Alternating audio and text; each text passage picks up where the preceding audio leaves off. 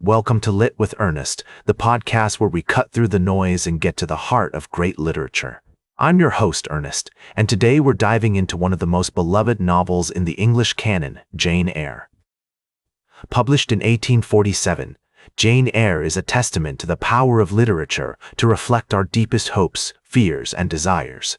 Written by Charlotte Brontë, this novel has become a cornerstone of feminist literary analysis, offering insights into the experiences of women during the 19th century. To understand why Jane Eyre remains significant in the literary canon, let's take a step back and look at the historical context in which it emerged. During the Victorian era, women's roles in society were heavily restricted. They were expected to be submissive, domestic, and obedient. But Charlotte Brontë's novel challenges these expectations, presenting a strong-willed and independent protagonist who refuses to compromise her values. Jane Eyre's famous declaration, "I am a free human being with an independent will," stands as a testament to her struggle for autonomy in a world that seeks to constrain her. In terms of literary background, Jane Eyre relates to several major traditions, including Gothic fiction and Romanticism. The novel's use of atmospheric settings, such as the moors and Thornfield Hall, is reminiscent of Gothic fiction's emphasis on mystery and suspense. At the same time, the novel's focus on nature, emotion, and the individual's struggle for self-expression reflects the core principles of Romanticism. One of the key literary devices that Brontë employs in Jane Eyre is the concept of the double.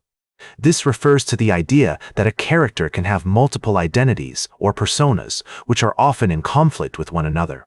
In the case of Jane Eyre, we see this play out in her relationships with Mr. Seguin, Rochester, and St. John Rivers. While Mr. Rochester represents passion and desire, St. John Rivers embodies reason and duty.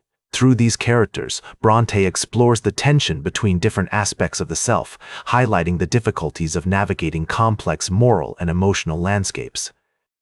The theme of identity is also closely tied to the concept of otherness. In Jane Eyre, this is reflected in the character of Bertha Mason, Mr. Rochester's wife, who is often seen as a symbol of the other, someone who is marginalized, oppressed, and ultimately silenced. Through Bertha's character, Brontë critiques the social norms that perpetuate inequality and injustice, highlighting the need for greater empathy and understanding. In terms of cultural impact, Jane Eyre has influenced countless adaptations, from film and stage productions to literary reinterpretations like Jean Rhys's Wide Sargasso Sea. This novel, which tells the story of Bertha Mason from a post-colonial perspective, offers a powerful critique of imperialism and patriarchy, underscoring the need for more nuanced and inclusive representations of marginalized communities. The setting of Jane Eyre also plays a critical role in the novel's narrative and thematic development.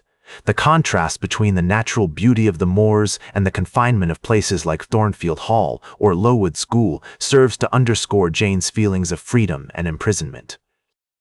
As critic Rebecca Goldstein noted, the natural world is not just a backdrop, but an active participant in the story, influencing characters' emotions and destinies.